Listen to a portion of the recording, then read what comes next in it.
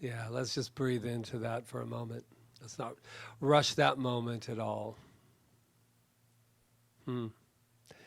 Yeah, it kind of is it's a beautiful segue into what I want to speak on today, and that is this idea of being kind to one another. But I heard this interesting thing. I've been hearing a lot of interesting things lately.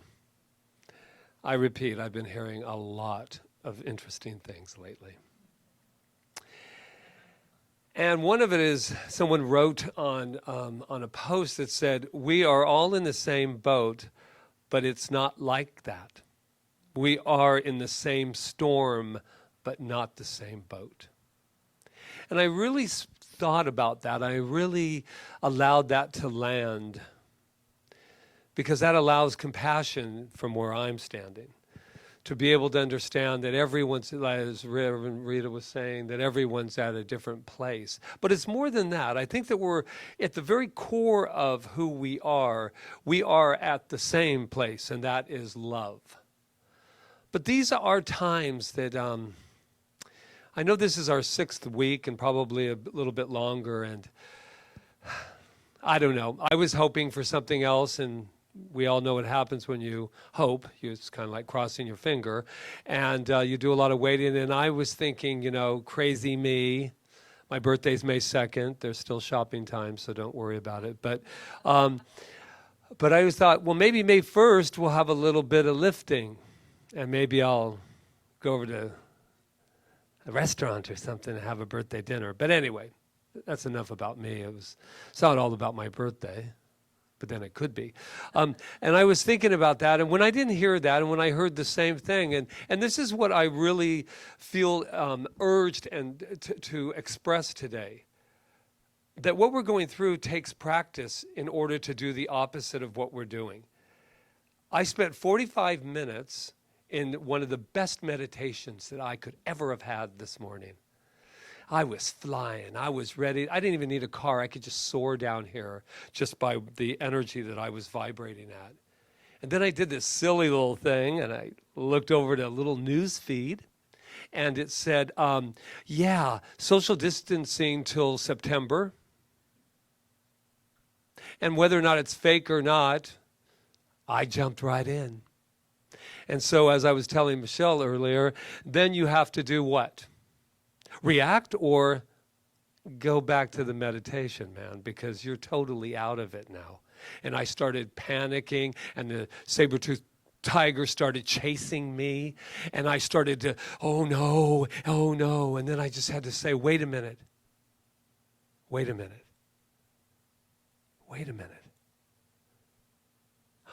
Oh, I'm bigger than that. I have a power that runs through me that is so much bigger than any of this. But it takes us to pause. There's a lot of reactions going on.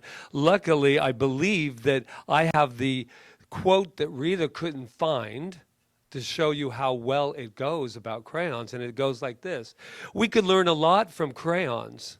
Some are sharp, some are pretty, some are dull, while others bright. Some have weird names, but they all have learned to live together in the same box. Now, I don't know where you're boxed up at these days, but it doesn't exactly always feel like that. But I know that that's the ultimate goal, because I believe, as I said before, hoping for something different, that I'm not going to get out of this. Maybe all of you are, and that's fine, because I'm only talking about me. I'm not going to get out of this without going completely deep into where I am and really finding what I stand for. Which brings me to a lovely quote from Alexander Hamilton, when he says, when you stand for nothing, you fall for everything. When you stand for nothing, you fall for everything. That means that in this storm, I can go from here to there. I have to know what I believe. And it doesn't have to be what you believe. I have learned that the last 6 weeks, that this is absolutely the truth. I believe a lot of things that you don't believe. I heard the other day this I've been hearing a lot of stuff. I think I better go into a retreat of hearing nothing for a while. But I heard this thing that, oh, miracles. What we need here is a miracle. But that can't be plan A. What the hell? Let me repeat that. Miracles, miracles. This is someone in the scientific community that knows that we all are sitting here in our woo-woo land and that we have, this hopeful power. But I'm telling you that I have a power, and each and every one of us do. But listen to this. Yes, miracles happen. But they can't be our plan A.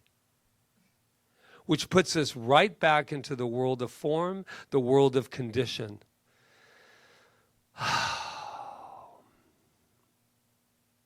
I am bigger, we are bigger than the 8-pack of crayons.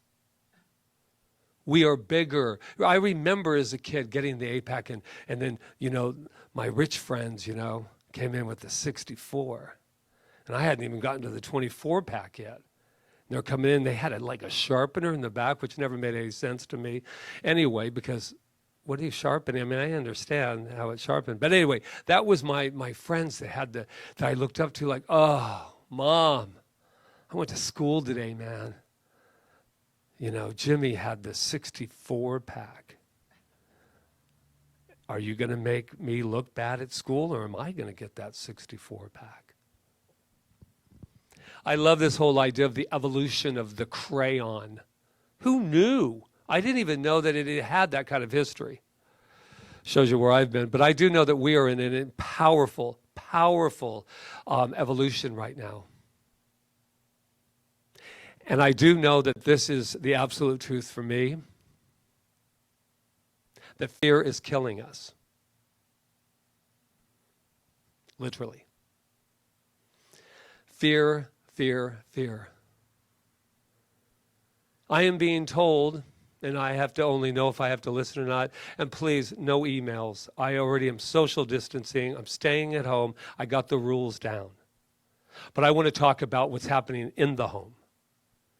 And if we're continuing to have fear, can you imagine that I have been told, I'm not going to we us today, I've been told that there's an unknown enemy out there.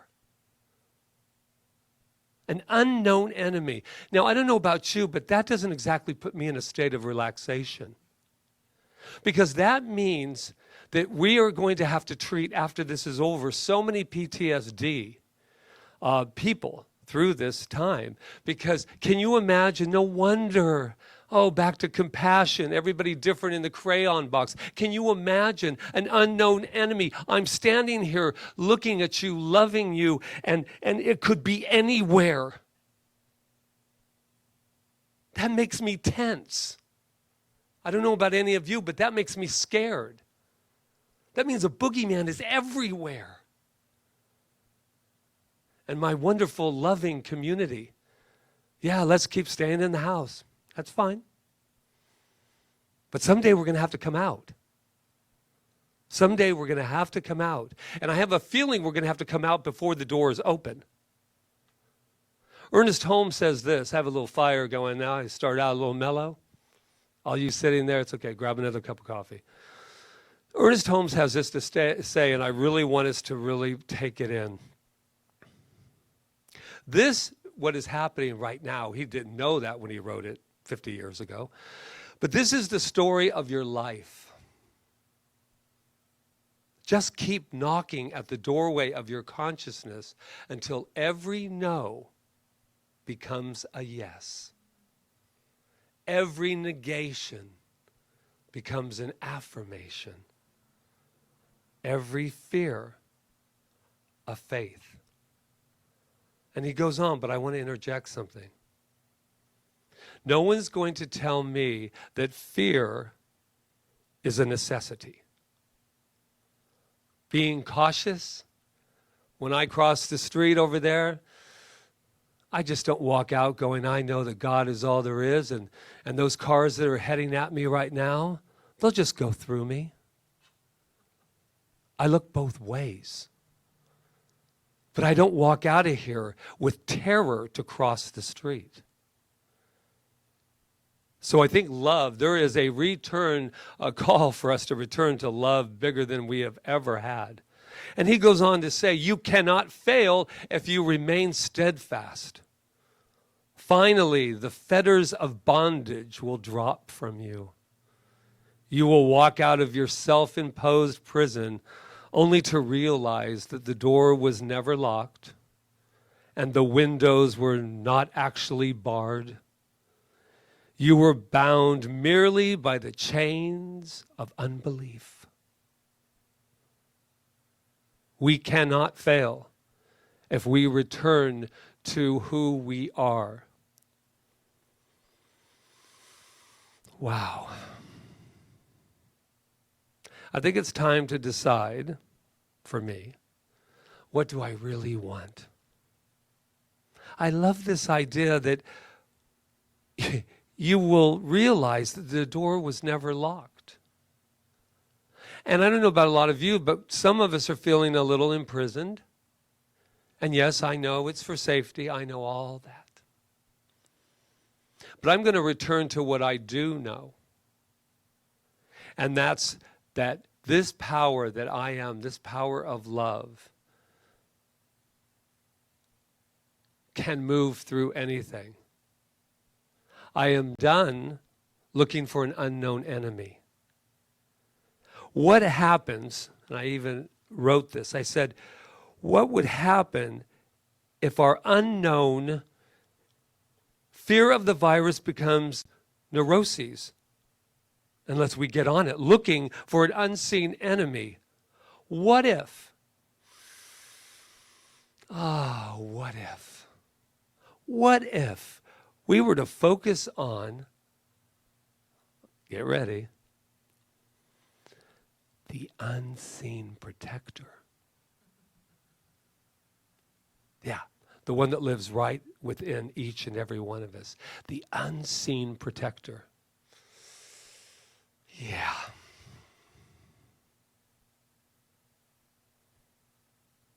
I was listening to the silence just then.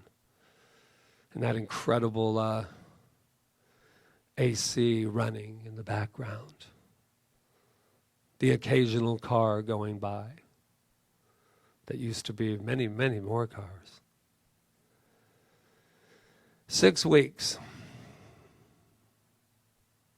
I know where I'm going to go. I am focusing now on being kind, on being loving, and I'm not going to think small or wait for this to be over before we live our lives. I don't get all offended because it might happen, but yeah, I told you last week I might step on some toes and it might have to go ouch for a minute. Yeah. If I am living in fear 24 hours a day, besides the fact that it's breaking down my immune system, besides that, I'm not living. I'm not living. So no matter how long we have to be in this thing, I would suggest and I invite and I urge us to start living. Start preparing.